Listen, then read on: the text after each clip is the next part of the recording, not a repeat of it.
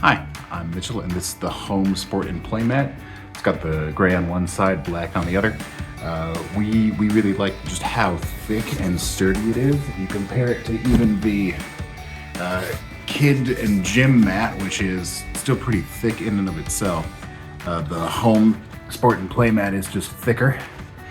The other thing we really like, not necessarily just about the foam, is that Greatmats was nice enough to send us 7 samples of different foams for us to try.